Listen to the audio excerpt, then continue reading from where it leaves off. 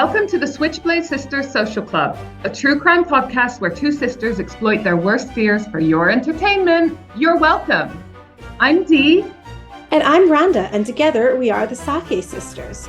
For more information, check out our website at www.switchbladesistersocialclub.com or find us on Instagram and Facebook at Switchblade Sisters Social Club. Thanks for listening.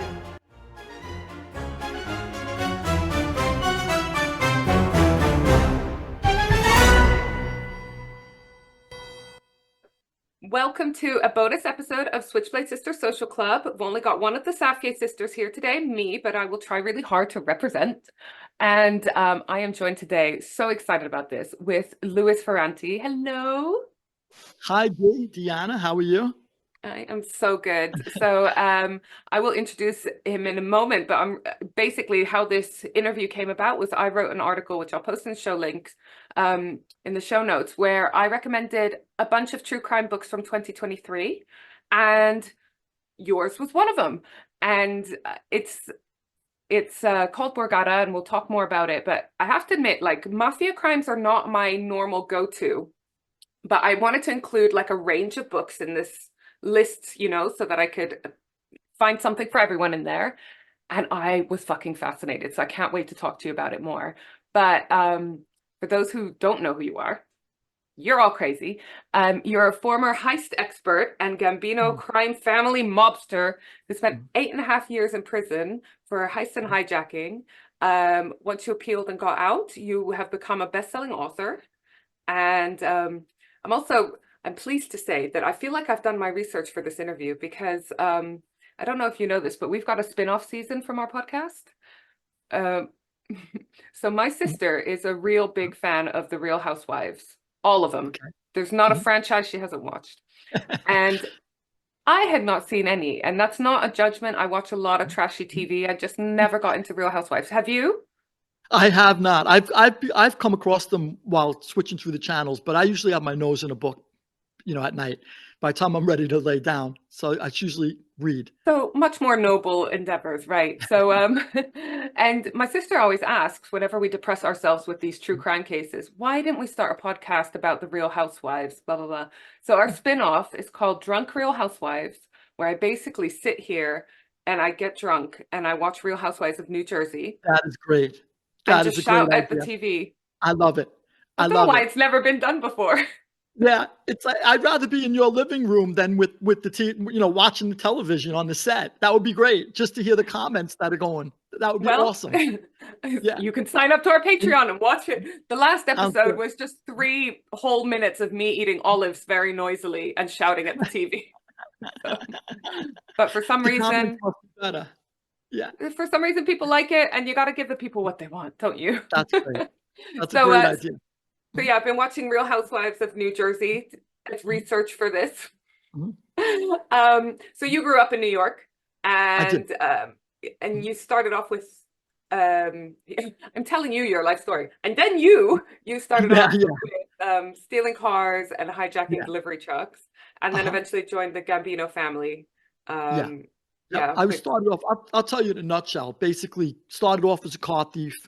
Just joyrides in the beginning. Me and my friends would steal a car and go for a ride. And then at some point or another, we realized there was value in the cars we were driving, started selling parts. And back then, I don't know how it is today, but back then, all of the body shops, the auto collision shops in Queens, where I grew up, there used to be a big, huge section of them. And they're all in competition. And it's very expensive to fix a car, to buy the parts directly from the manufacturer. Whether it be straight from the manufacturer or aftermarket parts, very expensive. So they would start buying the parts from us.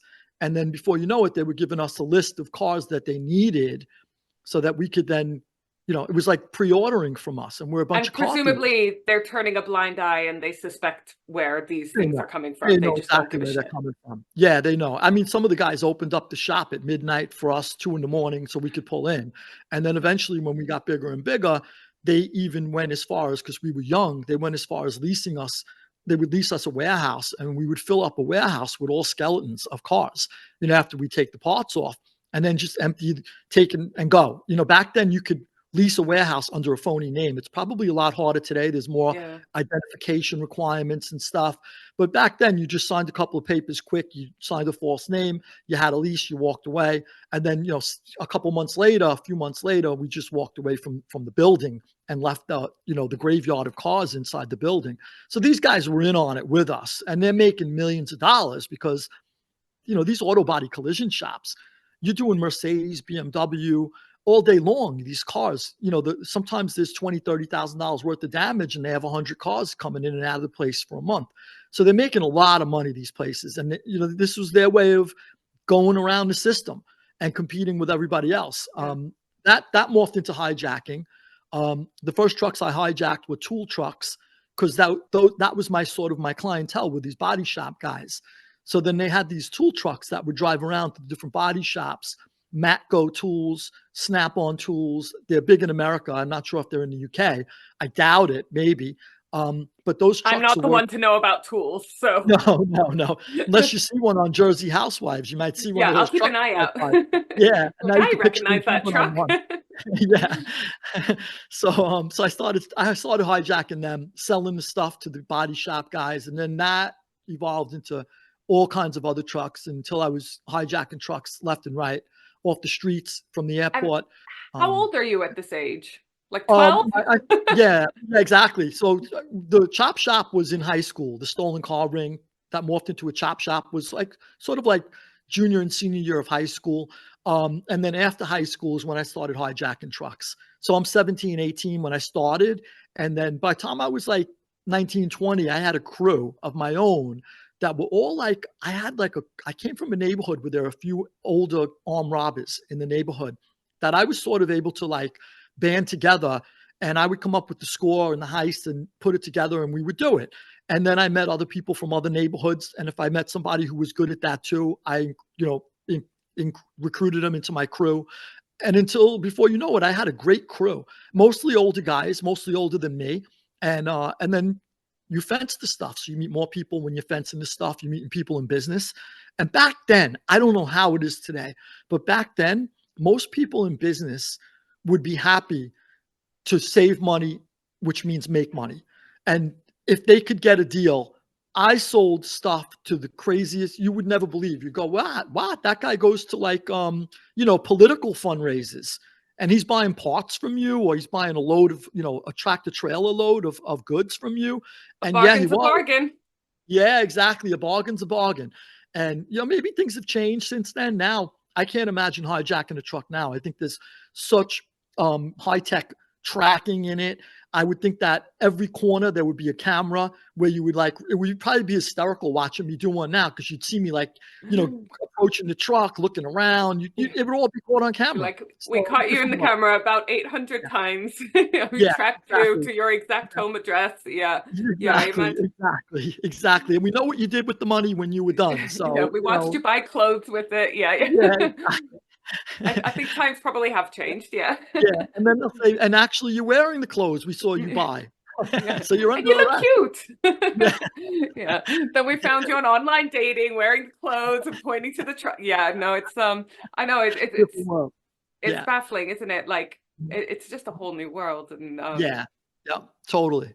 Can't imagine because I imagine you were doing all this pre-mobile phones and all this, that, and the other as well. It's do you remember when you used to have to make an appointment with someone and actually turn up because there was no way of telling them?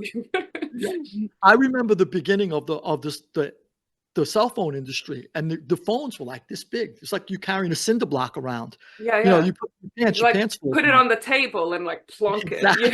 Yeah, exactly. Yeah. And we even had a racket with those. We had I don't know if there are people out there, I'm sure, who still remember this, but there used to be a racket where we would pay $500 for a phone, and it came with a chip, and the chip would be to somebody else's bill. So you could use the phone all month, and you could make thousands of dollars worth of phone calls, and that guy would get stuck with the bill. And then, hopefully whoever it was would complain and say this wasn't me and not get really stuck with it. But we didn't know or care back then. I wasn't the most moral individual, obviously, back then. But I remember that too. And then I came home from jail years later, and 10-year-olds are running around with cell phones. I'm like, what the hell happened? Yeah, and they're little things now. And I'm going, what? What's going It's on? bonkers. The whole world changed. Yeah. Because I got my first mobile phone when I was late teen, and I had to share it with my mother. So I remember telling all my friends, do not message me unless you know I've got my phone in my hands, because otherwise my Right. mom is reading this message. And I remember the first one time my mom coming home from she had taken it because she'd gone for dinner, and she came home and she gave me my phone and she said, I think you need to call your friend Laura. And I was like, oh fuck. And basically Laura had texted to say she thought she was pregnant, and my mom had read this message. Oh no. At least she told you to call her. Yeah, you know. Bless, my mom was like, is she okay? You know, but like you say, now you got 10-year-olds with their own phones. Yeah. Like, who are they calling? Yeah, the whole world changed. Yeah. So overnight. just, Overnight. me and my sister were talking the other day about how when we had to do research, when you had like a school report, how you had to go to a library and try to find a book on the topic. Yeah. Yeah. And if they didn't have the book in the library, well, then you were just fucked for your school project, weren't you? You know? Yeah. So, Wow. yeah, different world. I don't even know if the libraries are becoming like an extinct thing. You never see them building any new ones, which is sad. So sad, because I used to love going to the library, but I was a little nerd. So, well, speaking of the internet, I was really disappointed in it the other day when I was doing research for this interview, because I read that you wrote a rap song about John Gotti. I did. And I couldn't find it anywhere. Oh, okay. Okay, it's somewhere. I think someone popped it up, but they probably shouldn't, because I mean, I still have the rights to it, and I should put it out. So I'm going to get it up there soon. Please put it But out. yeah, Please send me the link. Definitely, I will. So back when John Gotti was railroaded, just for a little background, Mickey Rourke, the actor, had flown into Queens, and he had dinner with John Gotti's brother Pete. And he said, hey, you know, I got these kids out west that are rappers, and they want to make a rap song about how John Gotti was railroaded. So at the time, I'm being hunted by the FBI, and they're threatening to put me away for the rest of my life. So I'm like, you know what? I'm going to be done soon anyway. I know they're going to find somebody. They were offering everybody the witness protection program if they'd squeal on me. So I go, it's only a matter of time before somebody accepts $5,000 a month, you know, a cushy check for the rest of their life just to testify. So I'm dead. So I said, hey, let me do the song. So they go like, you know, I'm known as a hijacker. And I go, yeah, but I'm done. I'm dead anyway. And at least I'll have a defense. I'll say, you know, I put the song out, and that's why the feds came after me. They didn't want me bad-mouthing, you know, the prosecution. And I stuck up for John. So now here I am in the dock, just like John was. It's my defense. I was trying. I was grasping for straws. And I did. I put the song out. The song sold like wildfire in the beginning. It was doing great. And then the feds struck back. They got me. They locked me up. And then I'm all over the news. Gotti rapper is going to jail. And at that point, I hired the civil rights attorney, William Kunstler. He was a famous civil rights attorney. He defended Martin Luther King Jr. He defended Malcolm X. He went into the riots at Attica, and he was the only person the inmates would even allow inside the prison to negotiate with. So like, he was like considered back then like a radical lawyer, you know, like off the charts radical. And I loved him because he was crazy. And I said, this is the guy I need to represent me. And he could say, you know, my civil rights violated. And he tried. Why I lost in court was the judge. I had 3 cases in the end, but the judge for that particular case, the first case, he said, look, if you want to bring the rap song in and say that's why he tells my lawyer this, that's why Ferrante was persecuted, quote unquote persecuted, that's fine. But he has to take the stand and open himself up to other questions. And I could not take the stand and answer questions that would go into organized crime and all the associations I had. And, you know, you could deny your own crimes, but then they're going to go, are you in Pete Gotti's house every day? Which I was. I was in and out of his house for the better part of 6 years on a regular basis. How am I going to say no? I'm sure they have pictures of it, telephone toll records for years going back and forth between my house and his. So I'm like, okay, I'm dead. I can't bring it in. So I got slammed on that case, and eventually, I went to prison. But that was my attempt. That rap song was my attempt. It was my also attempt. a little bit your bucket list as well. Like, I've always wanted to do a rap song. Yeah, I was a rapper. I got in touch. Do you remember? They probably like I don't think younger people would know who they are, but Third Base, the rap song. Yeah, you Yeah. remember Third Base? Yeah, so Yeah. Third Base was Pop Goes the Weasel, 'cause the Weasel Goes Pop. That was their big Yeah. hit, I mean, platinum, I thank you for think. calling me young, but I'm 40, so Oh, wow, you look a lot younger. Okay, you look thank a you. lot It's the younger. Yeah, Botox. yeah. Glad to know it's working. You're doing well, you're doing well. Yeah, Thanks. so I did not think you'd even know that, so that's great, Yeah. yeah. So you have the looks of a young person with the mind of an old person, you can't beat that. So that's good. Yeah. And someone the other day did tell me, you don't look that old. And I was like, Yeah, yeah, thanks. definitely don't. So Yeah. thank you. My sister actually she has a background in music and culture, Mm, and she specialized in hip hop and mm, Palestinian hip hop specifically, and mhm, comparing it to American mhm, hip hop because mhm, obviously it being a way of disenfranchised youths mhm, mhm, getting a message mhm, out and having a mhm, voice and so forth, and that is mhm. also the desire of a lot of youths in Palestine. So we Yeah, just grew up with a lot of hip hop and rap and stuff mhm, because she yeah, was always yeah, on it, and yeah, you mhm, just can't beat the 80s and the 90s and stuff for music, yeah. can you? Just And it can't. makes sense that it took off like that for the reasons you said, because even in Italy, when I was in Italy, I heard it everywhere. And it's mostly like you said, youths who feel disenfranchised, they feel like they're not part of the, society. And that's sort of like a way of rebelling through music. And Yeah. it's exactly what the song was. My song was like a big finger to the man. It was like a Hmm. big F too. And I not only talked about John Gotti, but I talked about like the death of President Kennedy, the death of Marilyn Monroe, the death of Martin Luther King and Malcolm X. I talked about all of these social issues that we were all sort of aware of, but didn't really know too much about them. Now, as somebody who's an avid reader, I became one in prison. I mean, I like know everything about those subjects. And in volume 2 of the Borgata trilogy, I go deep into the Kennedy assassination and how the government was in bed with the mob. Yeah, Oh, really, that really is deep. going to be so fascinating because one of the things I wanted to talk to you about, it's the first, this book that's just come out is the first of a trilogy, and it kind of goes up to about 1940-ish, doesn't it? So Yeah, like start of 60. the mafia, yeah, the start of the Mhm, mafia, which mhm, I found so fucking fascinating because mhm, mhm, again, as Palestinian, mhm.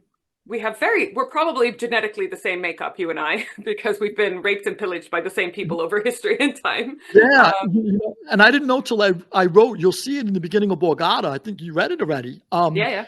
Yeah, in the beginning of Borgata, I did not know how much Arab blood is in the Italian makeup until I started doing the deep research, and I'm like, oh my gosh, you got to be kidding me! And now my mother's mother, who's from Sicily, all of a sudden I'm looking at her at old pictures, and I'm like, she looks like an Arab. Yeah, and this is like, and I had no idea. And there were churches in Sicily that look like mosques Mm, yeah, from the Arab influence, and that's I traced amazing. our. Yeah, it's incredible. And I mean, look, we're all interconnected, all of us across the earth, which is, I think something that everyone forgets in this world. And if everyone realized it, hatred would disappear in a split second. I feel Would be like, nice. when people do their DNA ancestry stuff, they always come back like small percentages of like just about everything. And I think Exactly. that says it all. I mean, come on, it's one race of people. But anyway, I was fascinated by the Arab influence in Sicily, and I Yeah. believe that had a lot to do with the sort of the origins of the mafia.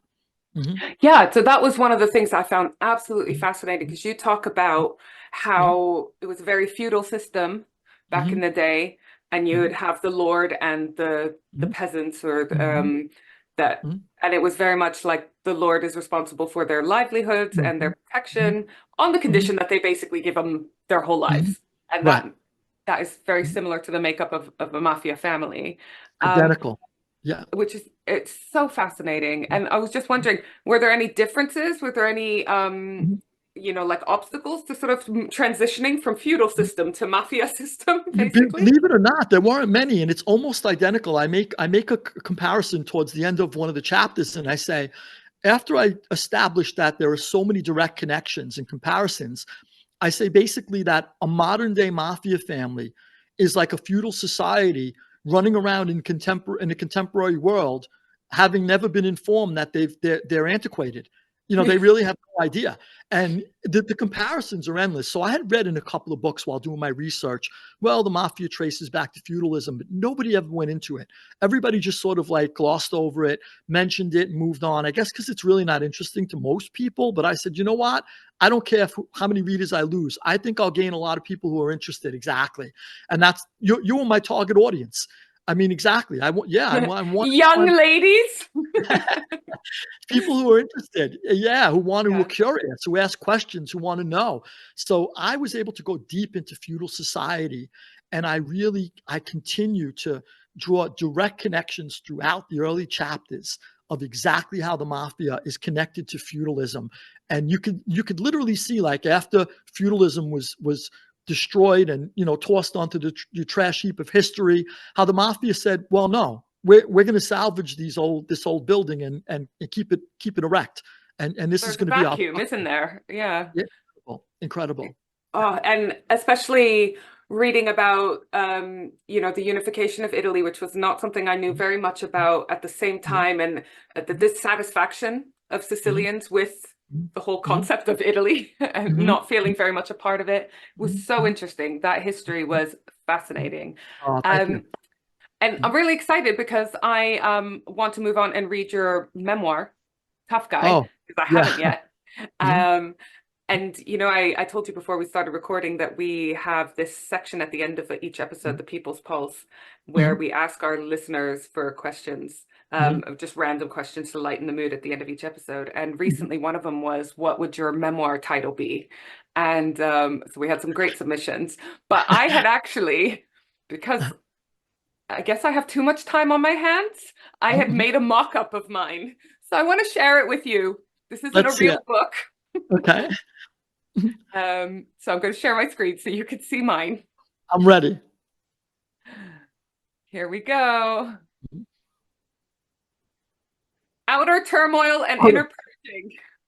That's great. That is great.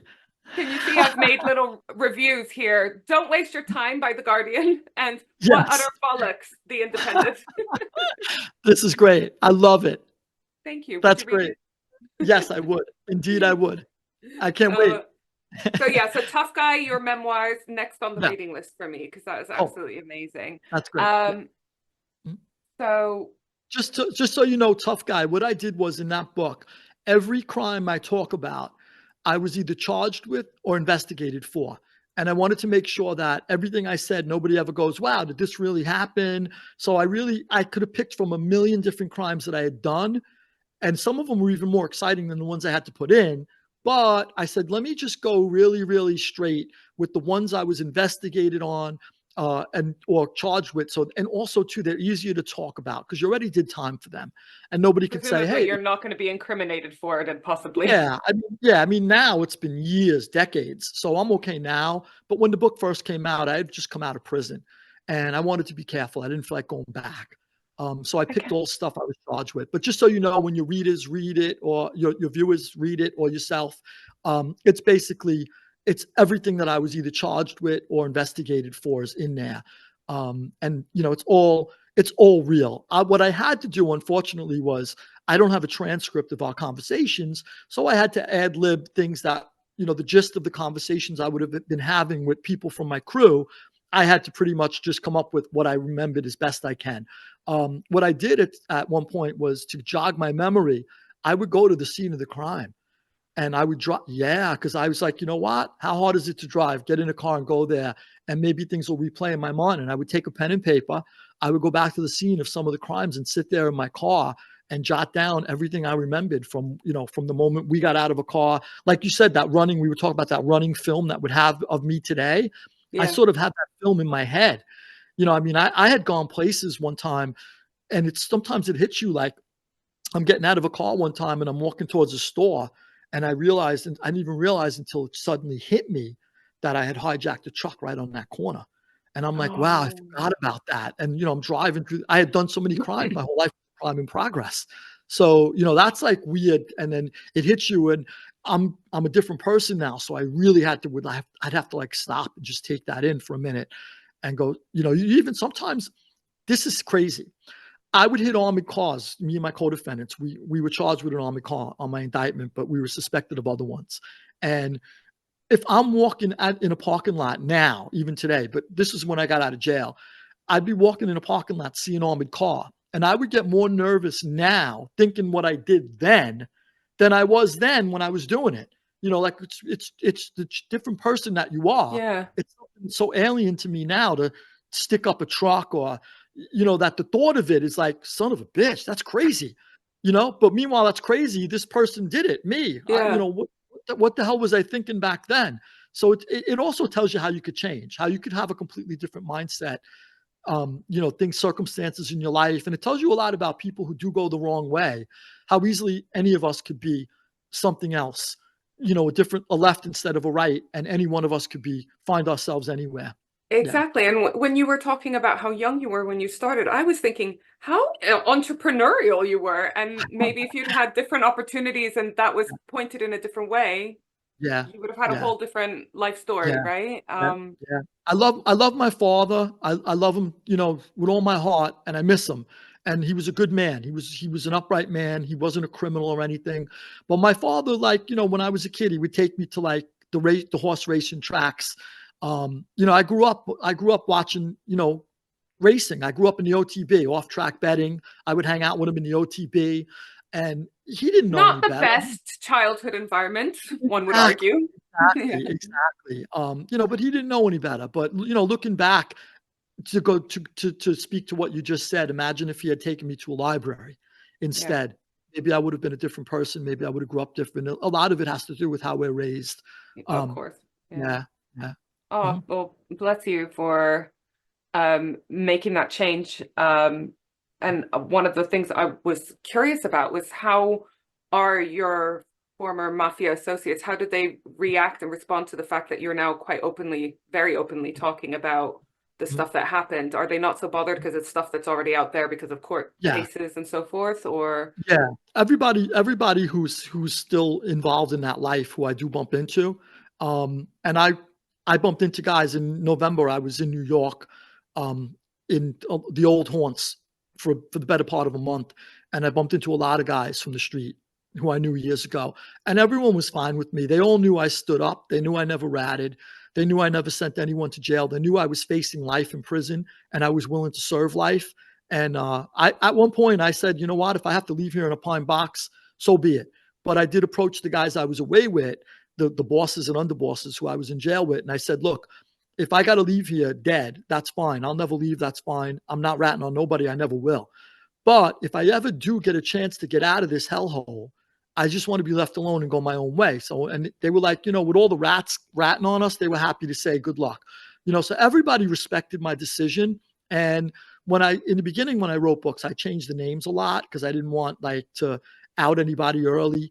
You know, when I first came home, and one guy emailed me and said, I hated the name you gave me, which was kind of funny. And he was a captain, you know, in the family. Yeah, which is hilarious. And but now I talk about it a lot more openly because so many years have passed. Everybody's either dead or in jail. The crimes are so old, and I'm still not fingering nobody. I won't say like, yeah, Deanna was on a hijacking with me. And if I did, it's because you're in jail already doing 30 years and so you really don't care. Knowledge. Yeah. Or it's public knowledge, you know, exactly. And you're not going to be hurt by it. But I would never send you or anybody else to jail. I refuse to do that. And I think they respect that. So everybody's cool with me. My book, Mob Rules, was an international bestseller. It was what the mafia can teach the legitimate businessman. And it became an international bestseller in 20 languages. And that made its round through every prison in the United States. I get emails constantly going, my brother's in the hole, he read the book, or you know, from somebody who will write me on the street, or somebody who reach out to me through somebody they know. And then little by little, I talked to guys who came out of jail and said, that's the hottest read book in prison. Everybody gets a copy of that, you know, and they're worn out because everybody reads it. So they're so worn out, you know, once in a while, when you got a new one in there, everybody's going crazy for it. So that was nice. So they like to read that. I complimented mobsters in that book, though. I basically said, I said, if you strip away all the violence, mobsters are great businessmen. They're savvy businessmen.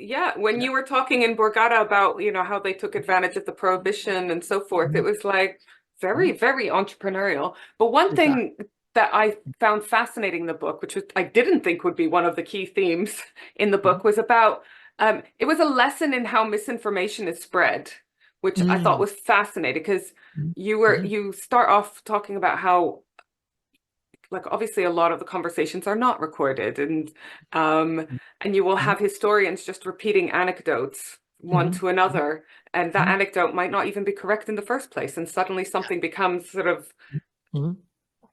fact in quotation marks, and it's entirely fiction. And it's so interesting because obviously that is something that is super important to remember in whatever you're reading, and social media and this, that, and the other. I agree. Yeah. So basically what happened was I would be in jail, and back then, and I was trying to get away from crime at the time. I was trying to educate myself. So I'm reading all books on history, science, philosophy, and I'm giving myself the education I desperately needed. I'm trying to catch up with the world. And I fell in love with books. At some point or another, I'm reading 18 hours a day and anything I could get my hands on. I used to love, now I don't read fiction, but I used to love reading like the Bronte sisters.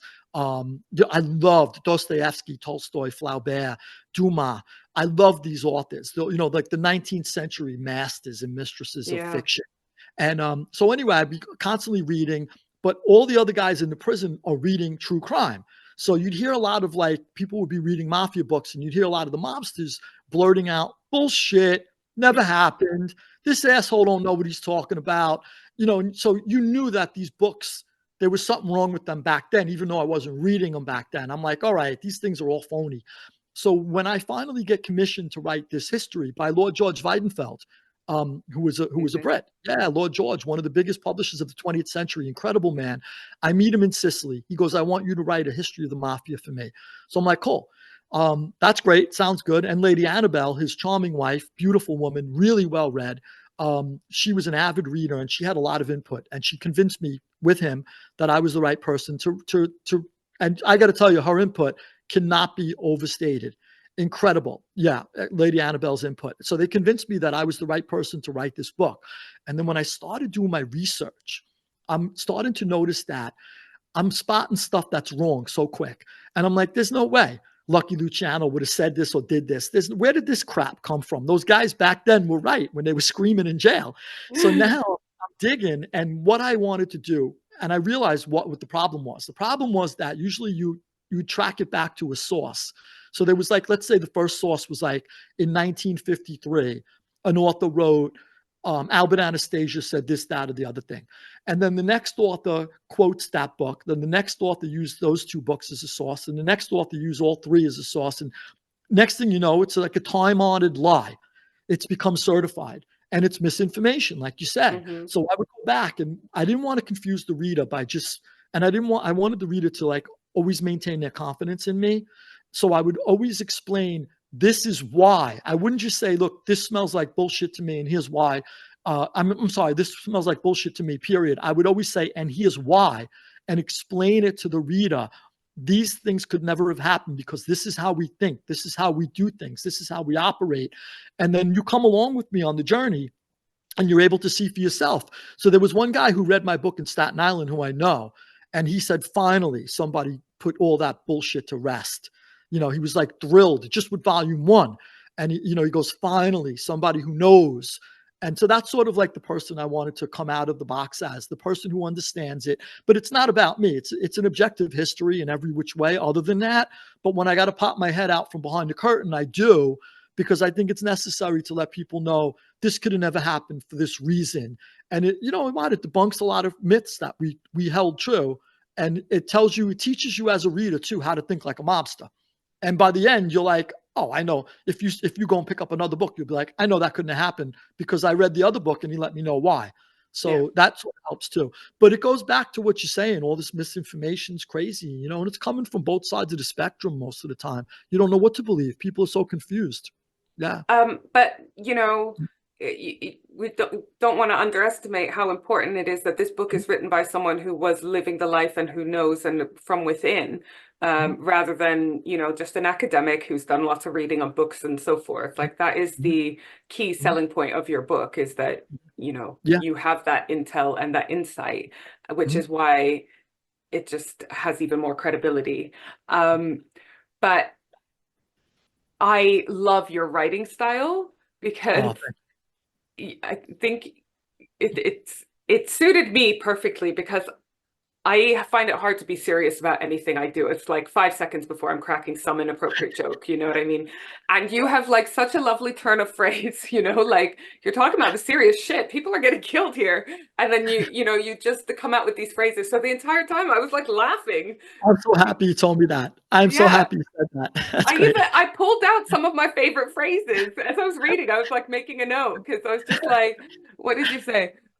Bullets spinning his body round like a barber pole. Didn't laugh, but I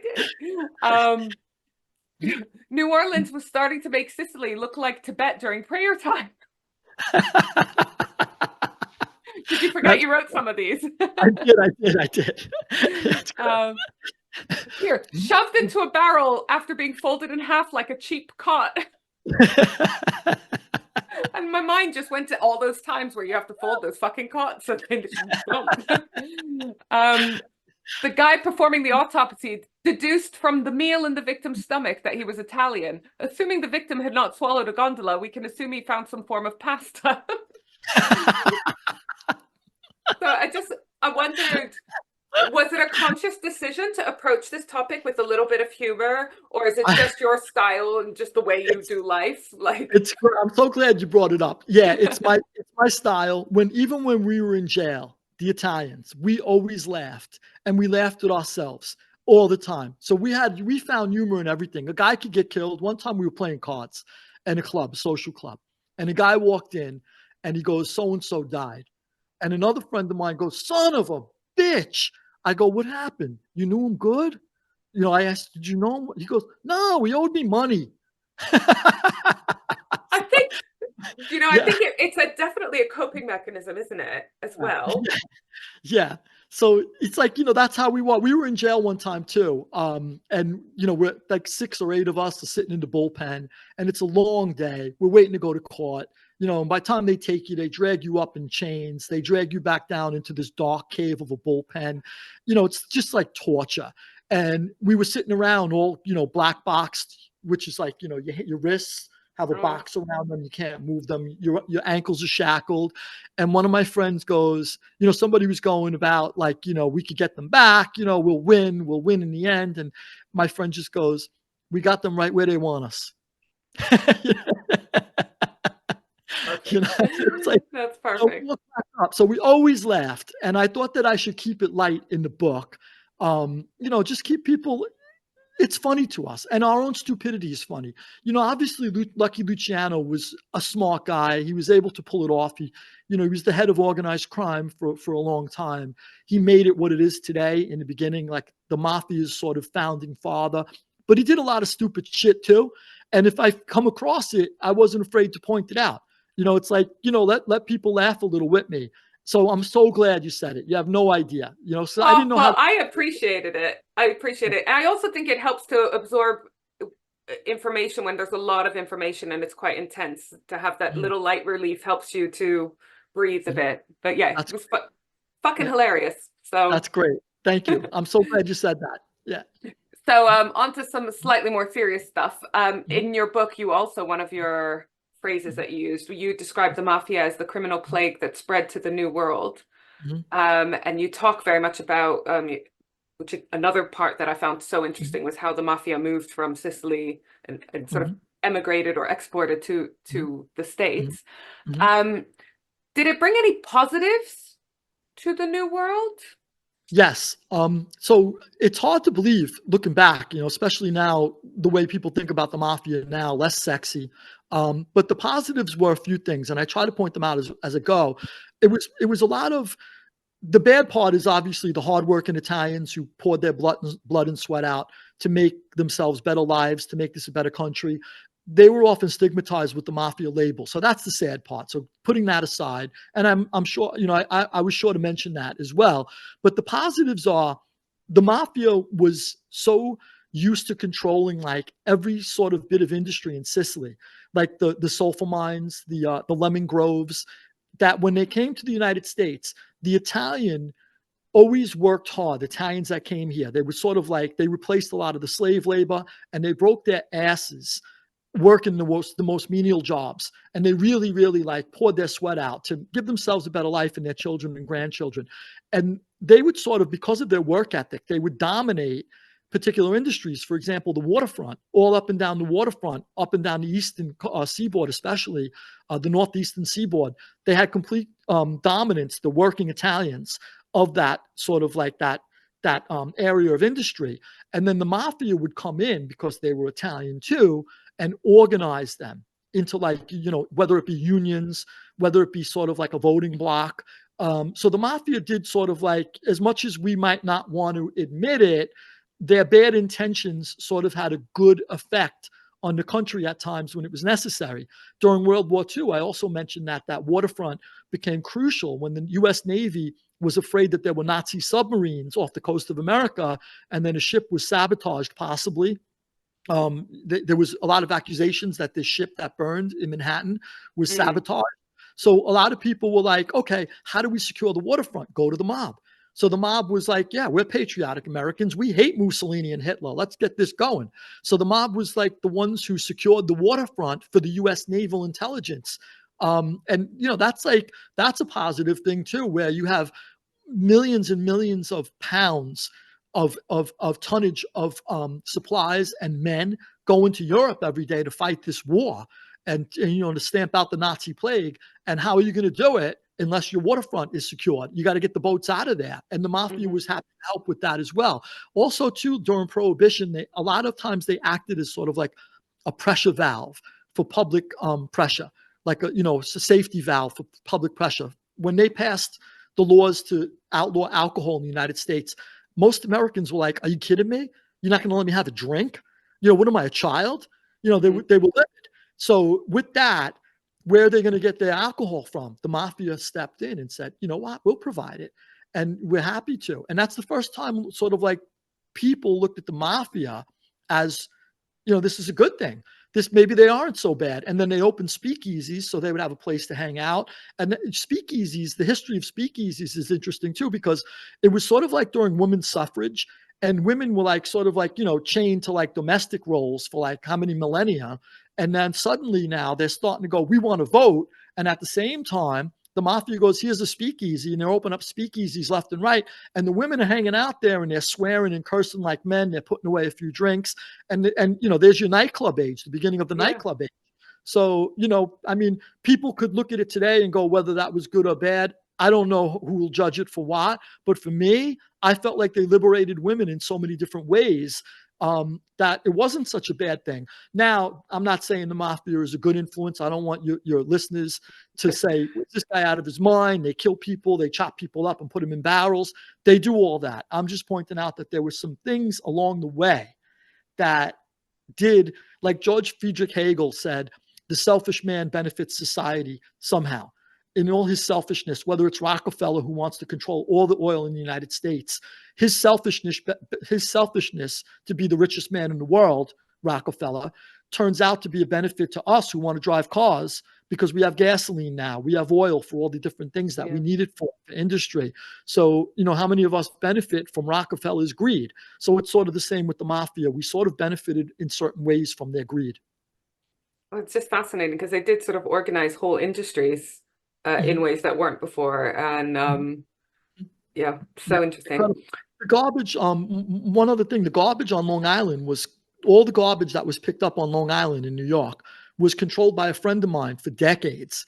And, you know, I mean, picture how fast the garbage would have piled up if he wasn't controlling it. It was, you know, it was basically the mafia. So what is the link with waste collection and the mafia? Is it just a very convenient industry to do whatever else you're doing? Yeah, it's a great question, because I think a lot of people didn't want to get their hands dirty with that. It's like a dirty business. And the mob was like, we see money, garbage is green to us. Garbage is the color of money. And we're good with that. And a lot of Italians who came here took the lowest opportunities, you know, the lowest sort of like, the bottom of the barrel opportunities were the stuff the Italians moved in on that nobody else wanted to do. And then, as I said, the mafia then would come in and say, well, now here's an opportunity for us to control it. And that's, I think, how they got involved with the garbage.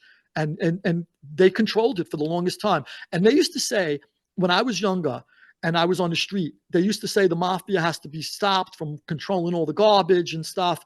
And they eventually did. They eventually threw them out of the garbage industry. But the mafia allowed all the mom and pop garbage companies to survive. They just had to sort of like, this is your territory. This is your territory. Okay, Deanna, you have this particular section. You're not allowed to go into this person's section. So there were rules that you had to follow, but you were able to survive and raise a family and send your kids to college. That's fine. Now they took it away from the mafia. They monopolized it, gave it to one big giant corporation who does not let any mom and pop companies survive, because you can't own a truck now and you can't have your little company and put your kids through school because it's one big monopolized company. So tell me who's better. Yeah. People might argue, well, it's better than the mafia. They don't kill anybody. But you tell me, if you raised a family through while the mafia had it and you can't now, who's better for you? Right? Okay. I mean, so to me, it's like, it's like you got to, which way?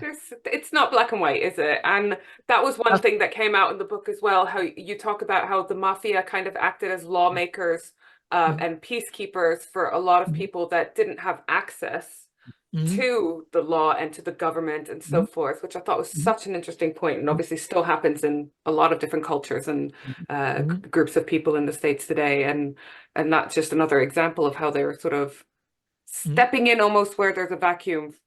Yeah. I'm so glad you got all the gems from this book. I'm so glad. These are the not things just the young face.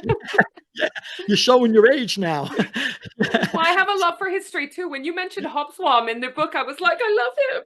Oh, that's great. Yeah, me too. Love them. Yeah. So the courts, like the mafia, the courts, first of all, it's a sham. Courts in the United States are a sham. They're designed for, if you're wealthy, you could lawyer up and you could crush people who don't have money. That's the first part. Second is the judges usually side with the people who do have money or the big corporations and stuff. Now and then you get a judge who breaks ranks, but the judges are appointed for a certain reason, and they hobnob in the same banquets as these other people and stuff, and they make a lot of money. And if you're a small person and you got a little small claim, you got small claims court, but who even knows how to get into small claims court? How do I file something? I knew people who were illiterate. I was in jail with a guy one time, and I studied law while I was in jail too. And I reversed one of my own cases from prison. And then I was helping other people get out of jail. Amazing. So this one guy, I'm going to him. At one point or another, I realized he got 10 years where the statute called for 5. So there was a blatant illegality in his case. He should have got 5, he got 10.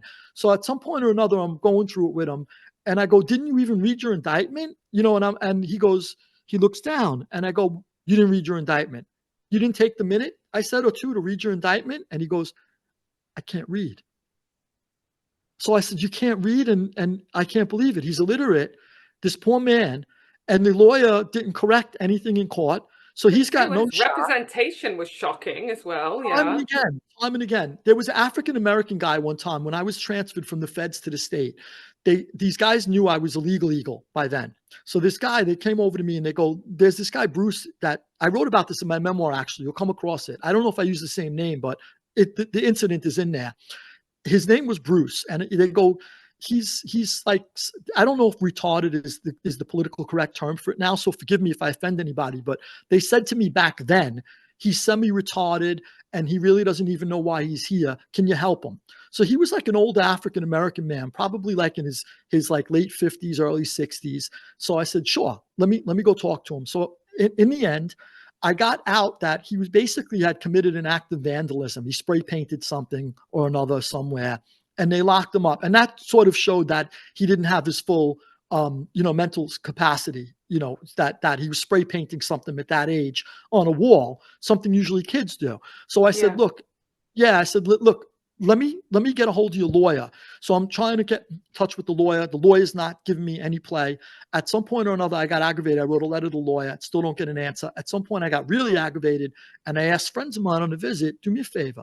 Go to this lawyer's office and tell me better take my call when I call. I want an answer." So eventually I was able to, and I sent friends there that would hang him out of a window, obviously, at that point. It was like, but anyway, I didn't think it was Aunt Betty, I mean, in the end, I got transferred out of there. And then there was a little guy that I was close with, and he walks up to me when I'm in another joint. And he's walking up to me. And when you get like the sense that you like somebody, but you don't know who it is yet, Like you get something clicks in your brain, whether you like somebody or dislike them from a past experience. I knew I liked them, but I couldn't picture them.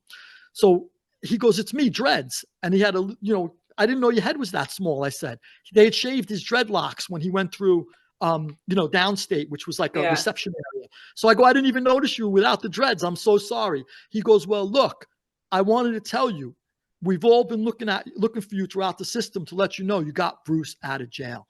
And it made my day. So, I mean, there are so many people who don't know how to use the law, who don't understand, who are illiterate, who can't use the law. And that's when they came to us when we were on the street. You know how many times I had to settle a beef for somebody? You might come to me and say, my husband is, I don't know, my husband's cheating on me. That's one thing. That's a personal thing. But now the girl he's cheating with destroyed my car last night. And, I don't know. First of all, I don't even have the money to go into court. Second of all, I really don't want to air out my family problems in court. So I'm stuck in a bad situation here. That's when I grabbed the husband. And I said, come over here, pay for your wife's car, stop cheating, get a divorce if you have to, or stop it stop your bullshit. One or the other. When I talk to her again, this better be cleared up. Like you could say that and someone's going to listen to you because obviously they know that if, look, I'm not coming back here with a subpoena. I'm coming back here, to take care of things. Can I ask a favor? I'm fresh into the dating world again. Can I bring you on all first dates just to make sure I don't get fucked around? Yes. Mention my name. I'll just drop your name. Yeah. Thank you. I'll be like my mate. Ex-mobster. I had one time a girl years ago in the UK going on a date, and the guy she was on a date with didn't believe that she knew me, so she called me. And I said, so she put me on the phone with the guy, which was kind of funny. It wasn't like anything like that, but it's like, it was funny. Yeah. Oh, well, that's good. I feel safer now. I'm gonna crack open a drink because it's here it's 9:30, so it's lemon Collins o'clock. So feel free to join me if you want to. Okay. So you talk a lot about a part of the mafia. I mean, I know very little about the mafia anyway, so everything in the book was a revelation, which was awesome. But you talk a lot about like the mafia in the southern states. And like New Orleans and so forth. Not a surprise. It never occurred to me that there was much mafia activity in New Orleans, but it's a lawless state there, so So makes sense. it was new to me too. I knew like when I was on the street in New York, we dealt with a couple of wise guys, mobsters from Philly, from Baltimore, from New Orleans, but just a few guys here and there. So I really never knew how big it was down there. And it made sense to me when I started doing my research because when the Italian immigrant wave left southern Italy in the late 1800s, early 1900s, most of them migrated to a climate that they were familiar with. They didn't want to be in ice cold New York where the blizzards dropped 6 feet of snow. They really weren't into that. You're coming out of like the beautiful Mediterranean, and now you're in like this, snow drifts where you got to dig your car out or your horse or whatever it was when they first came. So a lot of them migrated down south. And they went to like these places in the southern United States also where those farms and estates were desperate for cheap labor. They had lost the slave labor. The slavery was abolished, thank God. And then they're going, okay, now what do? We need cheap labor. So these southern Italian immigrants were like the perfect, like, okay, they'll work the estates. So a lot of them worked cotton plantations, sugar plantations and stuff. And they were down there. And then obviously the mafia always rides in with the immigrant wave because they want to be near their own and they want to see how they could capitalize on it. So a lot of the mafia guys, the mobsters, started to organize these workforces down there and then take over the places little by little. And because America is so corruptible, the politicians even today are still corrupt. But back then, imagine if they're corrupt today, what they were like back then. And it was so easy to control. The mayor, the governor, a few campaign donations, and you got the guy in your pocket. So they were easily taken over these places. And New Orleans was one of the big places they planted a flag. And they took over everything in New Orleans. They basically had it locked down. That's crazy. Yeah. Well, so I wish I'd read your book, but I went to New Orleans for Essence Festival, weirdly. A couple months ago. Oh, it was fucking amazing because we were talking about our love of rap music and hip hop. It was literally because it was 50 years of hip hop celebration. Salt and Pepper, Missy Elliott, Juvenile. Wow. It was like Oh, you gave up everyone. your age now. You definitely gave salt Oh and yeah, pepper. yeah. Yeah. But it was amazing. And I was actually, because I'm, as I said, I'm Palestinian, and there's a huge debate at the moment in the States about whether Arabs are white or not, because there's nothing on the census to say whether you're Middle Eastern or Arab, which means there's no way of actually counting how many Arabs there are. And, if you're not counted, you're not counted, right? Right. So it was a bit of an article. Basically, I wanted to go to New Orleans, and I was like, how can I get some of the money back by getting commissions for work while I'm out there? So I was writing about how white I felt. That's great. Yeah. Going through the airport, not fucking white. Definitely not treated as a white person there. At Essence Festival, I felt a bit more white, yes. Yeah. But yeah, so I wish I'd done some sort of more research on the mafia in New Orleans before I went there. Yeah. But I am, in May, I'm going to Vegas. So where should I go in Vegas? Everywhere. Another mafia. Vegas, yeah, I mean, Vegas was completely locked down by the mob at one point. Now it's all big industry. I mean, there's a few mob guys running around there still from Chicago and New York. But Any of them single? Yeah. I don't want to set you up with them. No. If they're a psychopath, though, I will find them attractive. So. Oh, good. Okay, then I do have a few friends for you. Yeah. So yeah, I mean, getting back. What's interesting with the white thing is like, are Arabs white or not? This is interesting, and I have to start out with like preface this with, I hate the whole identity conversation. I feel like we're all people, and we shouldn't go black, white, Arab, Italian. I wish we'd get rid of that, but as long as it's there. I will say in the book, I did find something interesting. When Italians first got to the country, United States, we were considered black. And they called us every derogatory name you could think of. And we were considered, blacks inside out. And the worst names you could think of, we were never considered white. And then sort of like, through the generations now, at one point or another, when it wasn't no longer beneficial, now there's benefits attributed to not being white. Now they said Italians are white. So I'm like, wait, how did we go from black to white? And what are we? It's even like you become like embroiled in this identity crisis as I'm reading. I'm going, what the hell am I?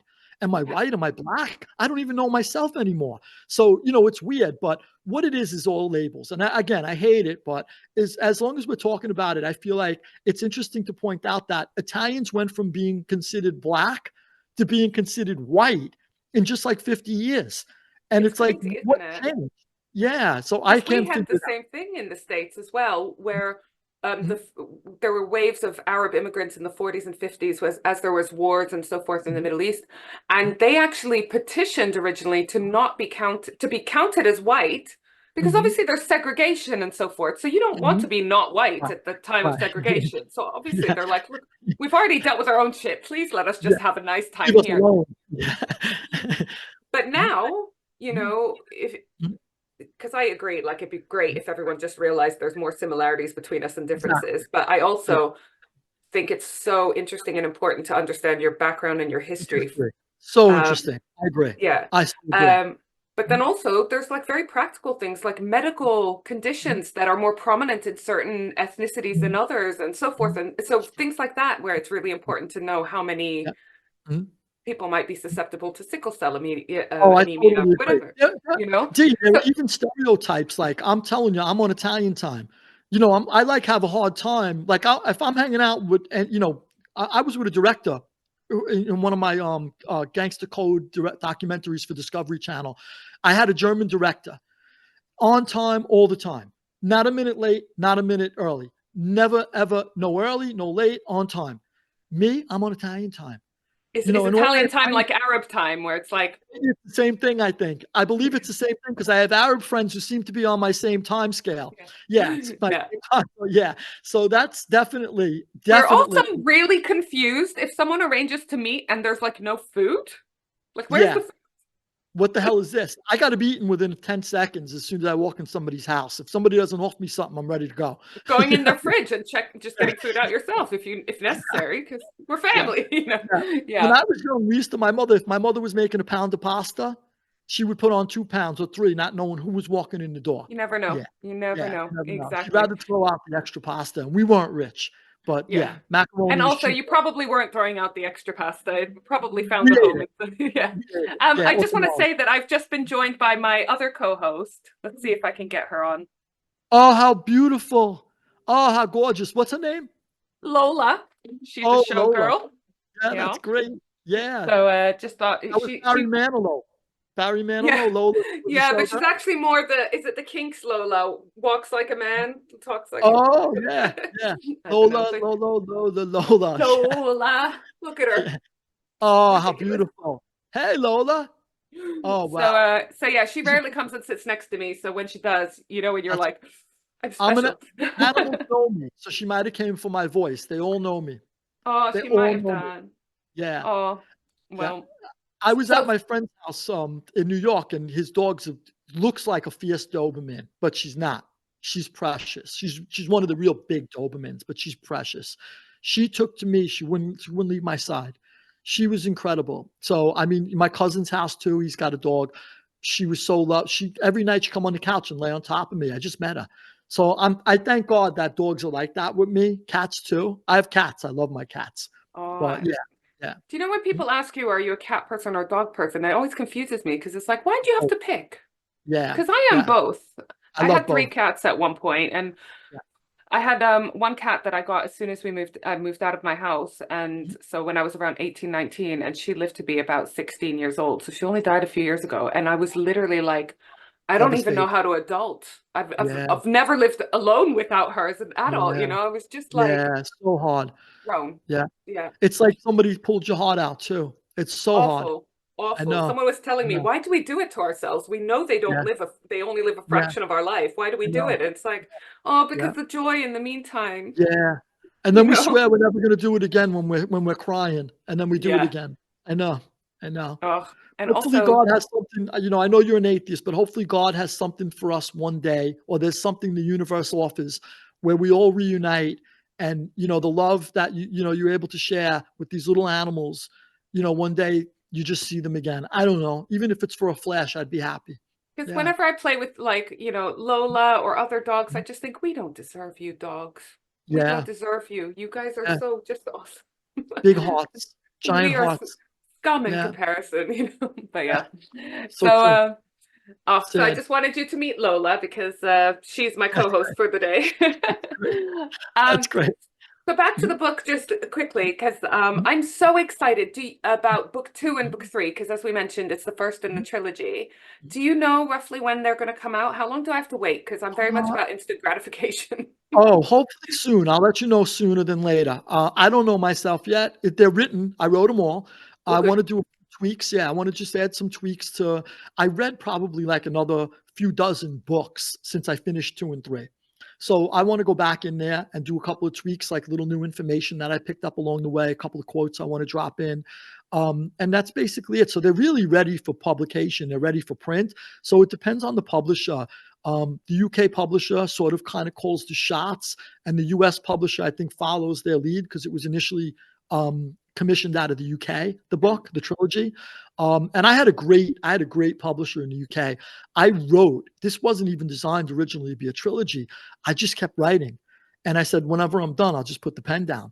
And I wrote over 500,000 words. And then she had just taken over. Jenny Lord was the publisher. She had just taken over the publishing house, and she goes, what?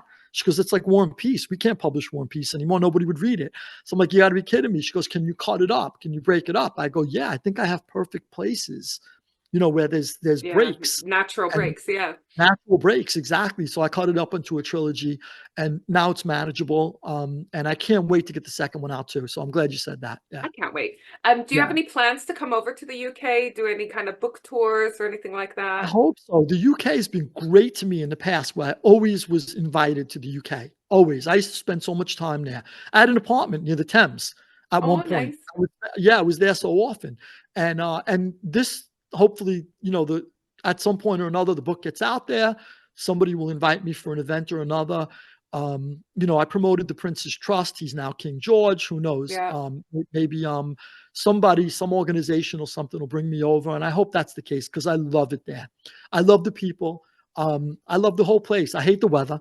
Obviously, I like sunshine, but I can deal with the weather because the people are so nice and the culture. I love it. So hopefully And the pubs are warm. Yeah, pubs are great. yesterday I had I live in Twickenham, which is actually just outside London, but like very Mhm. easy to get into town. Mhm. I had to Mhm. go into London for something. I had to go all the way into London for a 15-minute appointment. So Oh, not that I wanted that appointment to be longer, but yeah, there's something frustrating about having to do all that distance on yeah, public transport and then turn right yeah, away. But it yeah. was so windy because we've got storm Oh, alerts at the moment here in the mm, UK. It was so yeah. windy. Mhm. I'm going to try to tell the story without laughing because I'll sound like a dick. But Mhm. a traffic cone blew off the ground and blew into a woman in front of Oh me. no. So as soon as I could tell that as soon as I composed myself enough that I wasn't worried about laughing as I approached her to ask if she was okay, I did go up and ask her if she was I don't mean okay. to laugh at her either. I'm just picturing if it would have got stuck on her head or something, but it's so sad though. And she was fine. It didn't hit her hard or anything, but Yeah. I mean, my point is it was very bad weather. Yes. And I get you as a fellow Mediterranean. You don't Yeah. get used to it. You just don't get Yeah. used to it. I'm just Yeah. cold all the time. Yeah. So it's rough. It's overcast too. I like the sun. I have that thing, that melatonin thing, where I kind Yeah, of need it over seasonal the sun. affective disorder. Yeah. Yeah. My I have doctor that. diagnosed me with this, and I was like, I'm sorry, that's not a fucking disorder that you need the sun and that you're not happy when there's no sun. Don't call it a disorder like I'm weird, you know? I think it might be So, though, T. I mean, I am weird, but not because I like the sun, you know? And I'm a retired goth, so it's not like I'm a sun worshiper. It's just like it's scientifically proven that we need like vitamin D and stuff. So, Right, exactly, right. you That's know, right. It's true. We all need it. We're creatures of the sun. We're born yeah. under the sun, and, you know, so I that's the only thing with the UK. Other than that, I love it. I hope I come over soon.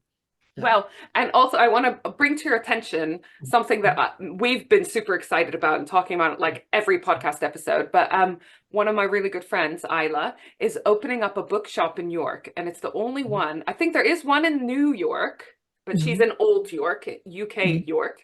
mhm, um, but she's mhm. opening a true crime and murder mystery Oh, bookshop, wow. Mhm, and mhm, it's going to be like February, March time, hopefully. mhm. Criminally Good Books. Great. Amazing name. And Yeah, so super excited. So hopefully if you do come that's awesome. over, Yeah, I'll come over. I'll come by.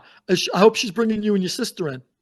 well, I used to Mhm, work with her and are just natural dynamic as colleagues and then as mhm, friends. And mhm, now basically she has the great ideas and I end up doing mhm. them. I'm the doer.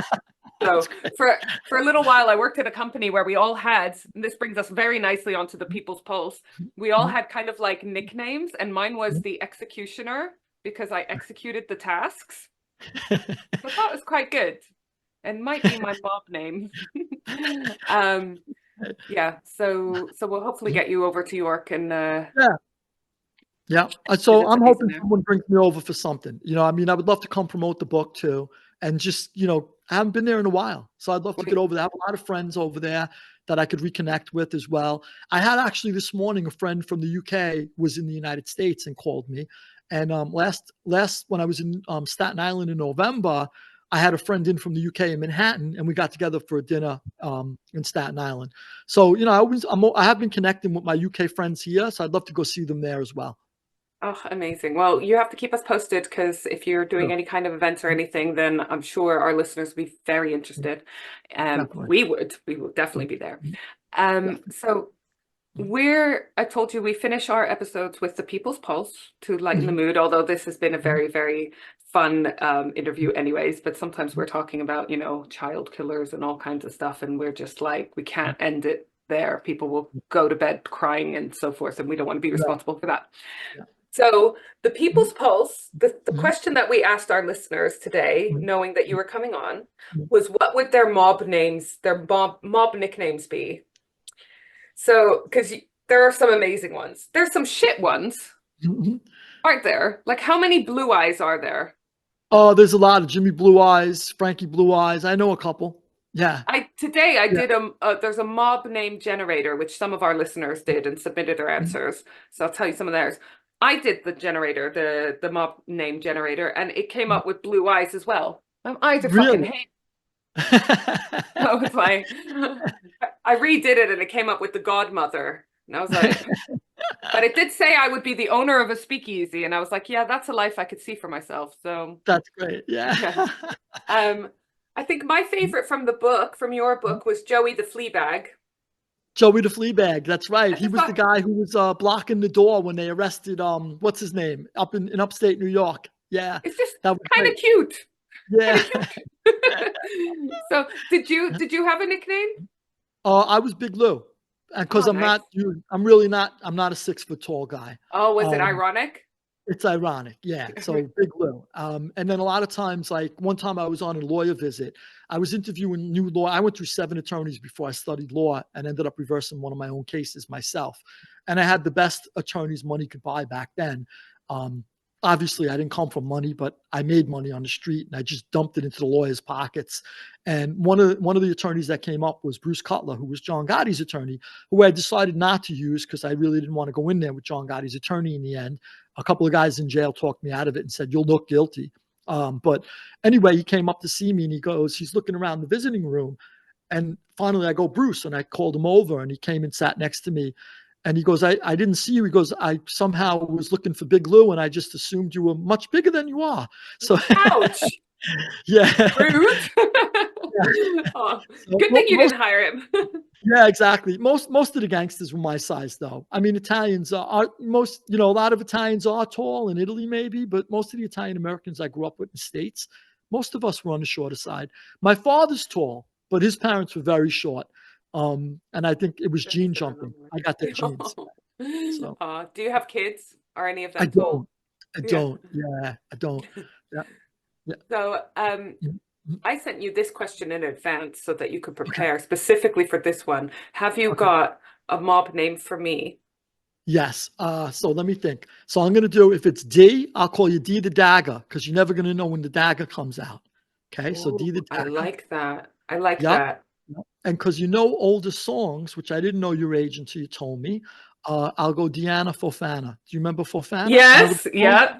Yeah, Hmm. Fofana. And your listeners, if they don't know the song, they should look it up. The song that used to go. Do you remember it? They used to do the Yeah. name, my name. And Yeah. also, I think we've just found the name for my speakeasy, Fofana. That's Yeah. cute. So I'm friends with a girl a young woman who's opening up. She opened up a speakeasy. She's really got a cool speakeasy place in Pennsylvania, and she's looking to take it, sort of like bigger. And she contacted me, so she's looking to maybe see if I could promote it or something. So if I get that going, I'll let you know. It's a kind of cool idea. She's got the whole speakeasy theme. She knows everything about the Prohibition era, and it's just such a cool thing. I So, mean, yeah. I don't think England or the UK had any kind of prohibition type thing at any point, but they seem to fucking love their speakeasies because we got loads of like speakeasy, Yeah. like there's Mhm. one that's amazing in Liverpool Street where it's a really cool cafe, a cafe that Mhm. serves alcohol and stuff Mhm. because Mhm. British people don't like when there's no alcohol, which I appreciate. I'm on board with that. Mhm. But then they have a giant Smeg fridge, and if you go to the waiters and say, I need to speak to the mayor of Scaredy Cat Town, Mhm. Mhm. they're like, oh, this way. They take you through the fridge.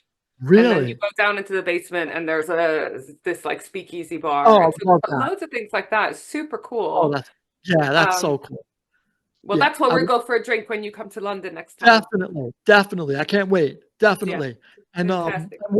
Ireland, I have friends in Ireland, by the way, who love to drink. So I think all of the nation of Ireland is a speakeasy, from what I gather. There's just no need to hide it No need for it. anywhere. It's just very There's no open. need for it. Yeah. Yeah. So Yeah. I should say, so my background, we're actually Catholic Uh-huh. Arabs. Uh-huh. Hence all the drinking, because it's Re basically part uh, of the religion, isn't it? uh-huh. It's literally Yes. what you have to do in church from a young Yeah. age. So Yeah. Yeah. yeah. What Well, so One of sorry, my go on. childhood friends is Egyptian, and he's a staunch Catholic. And until I met him when I was a kid, I had no idea. Yeah. So, Yeah. I mean, religion's something, that's something people think too. It's always like where you're from, or it's not Yeah, always. do you know how many times we get asked, oh, when did you convert? It's like, where the fuck do you think Jesus was born? When did you convert? Like That's great. people. So I'm going to read you some of our submissions Okay. from, sorry, I'm trying to get comfortable because it's cold here. So I've actually been recording with my Oh, hot water bottle. oh, okay. But it gets in the way sometimes. So So these are some of the submissions of our mobster names. Maybe we'll have you, for a bit of extra fun, why don't you rate them out of 10 or something? Okay. Okay. Like maybe base it on like how scared you'd be, how intimidated you'd be by someone. But we've got a great first starter, I think. So we've got a lovely sort of, I'm going to call them our sister podcast because we fucking love them. Like Murder, like Mother, Like Murder, Heather and Rachel. And Rachel has submitted that her nickname would probably be something like Ratchet Ray Ray. And the ratchet is for? I don't know. But just ratchet it up. Okay. Yeah. Ratchet. I like the Ray Ray part. We had a few Ray Rays, by the way. Ray Ray sounds very mobster. Yeah. If somebody's name is Ray, a lot of Italians will do Ray Ray. Yeah. I had an aunt, Aunt Ray Ray on my mother's side. So yeah. Oh, it's a cute name as well. Yeah.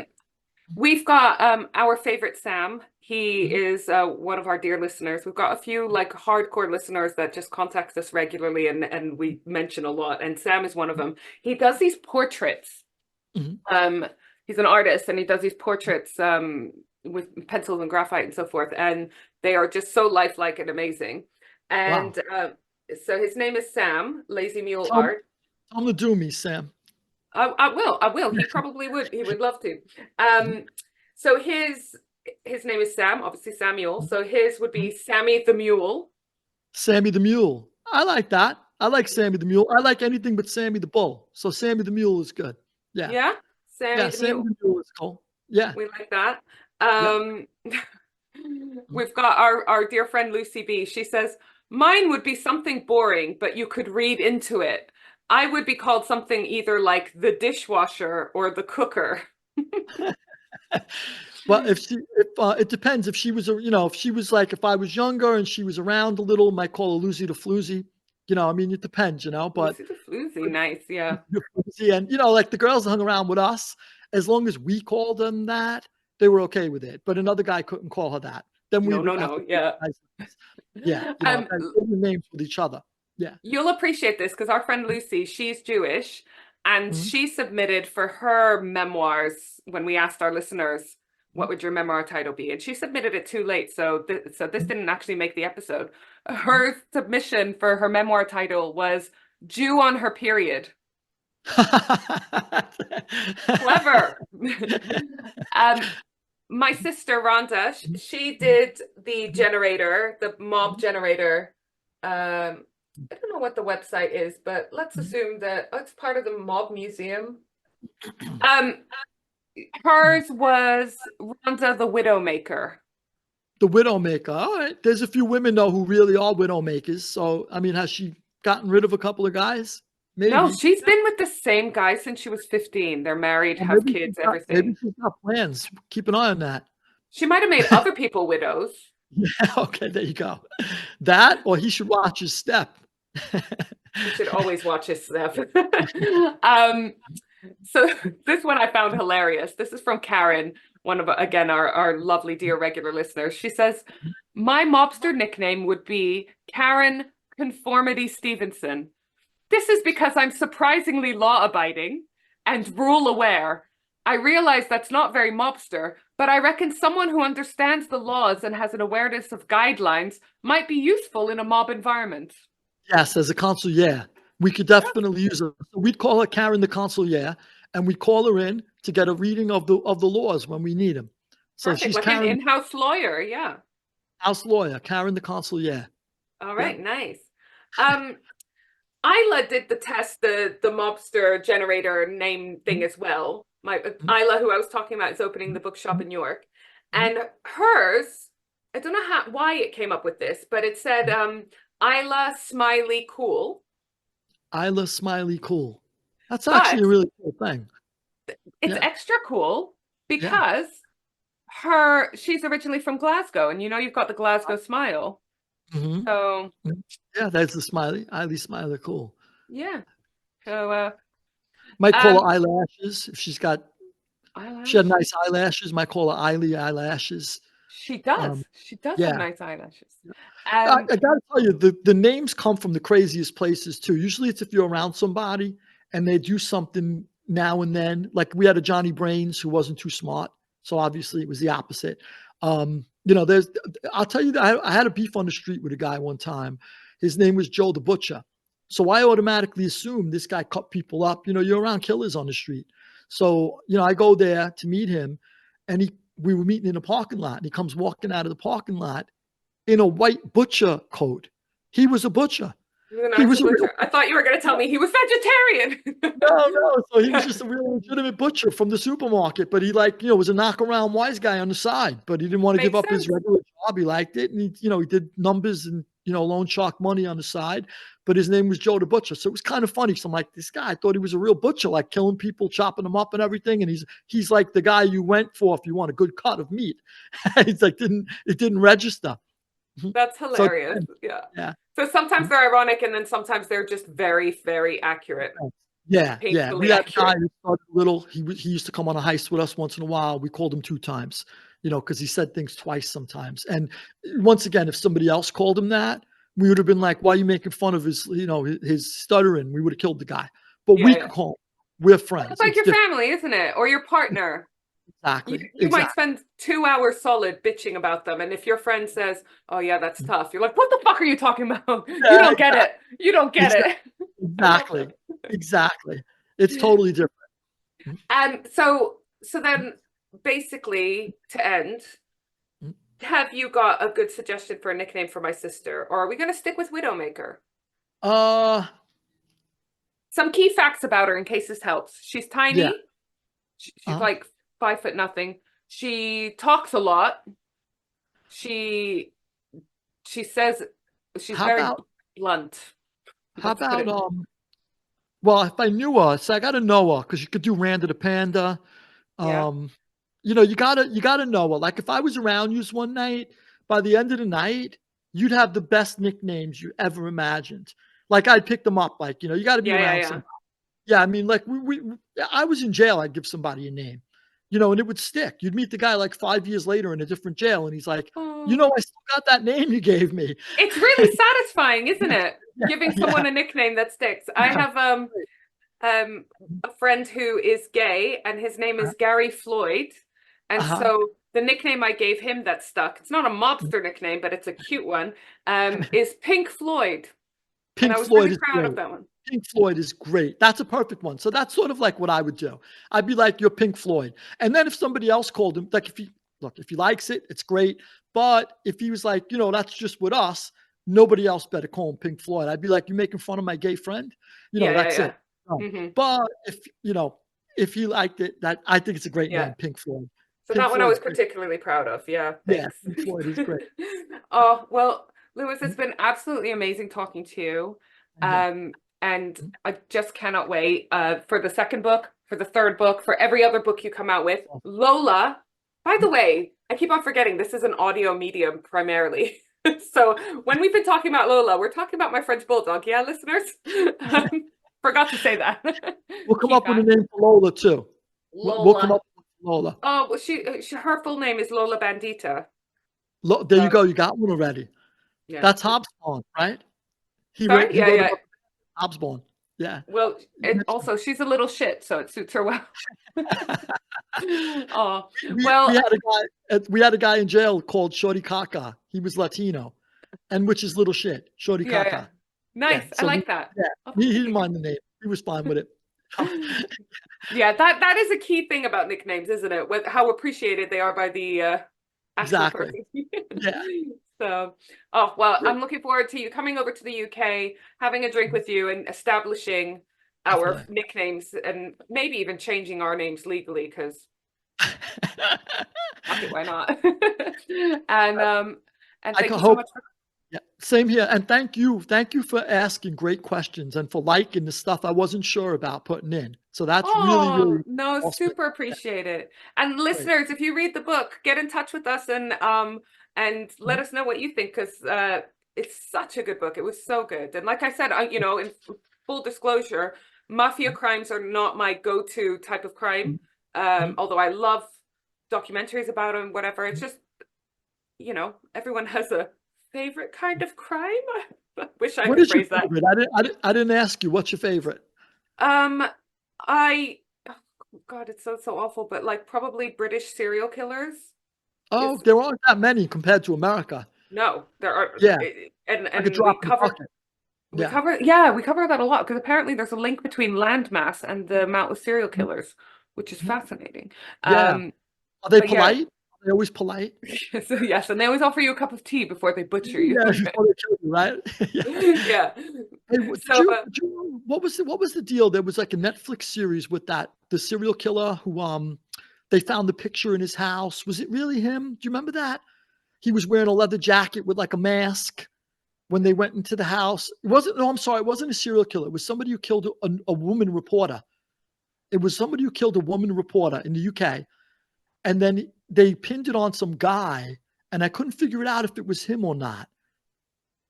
Oh, I'll ping you the story if you don't remember. yeah, please, because The that guy sounds was like a like, very good case to cover. oh, it's really good. You couldn't. She was walking up her porch in the morning, like she came from wherever she lived, and she had to go to her apartment or something. And she was walking up the porch, and somebody yelled to her, shot her right in front of the house. And then they pinned it on some guy who lived like down the block. And when they raided the house, they found like he was a hoarder. He had magazines and stuff. And then he had a picture of himself in that house with sort of like a mask and a 45, something like that. It was like a Netflix limited series that was really good. I'll try to I find. need to check that out. Yeah, I I was need to wondering check that out. thought if it was him or not, but yeah. Yeah. But yeah, so that's yeah. No, go ahead. Well, you are a fucking legend, and we love speaking to you. And you are now obviously an official Switchblade sister in the social club. And I'm an official fan now. Oh, Forever. thank you. Yeah. Listeners, thank you so much. We love you. Our listeners are very sexy, by the way, Lewis. So That's great. they're all sexy and we love them all. And Cool. we'll see you all next week. Bye. Sounds good. Good night. Hey there! Thanks for being a loyal listener. Do you need a new website or want to boost your social media performance? Or do you hate podcast editing?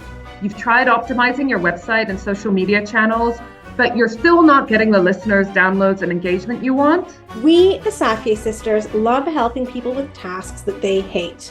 We know a thing or two about podcasts, websites, and social media, and we love working with other podcasters and business owners.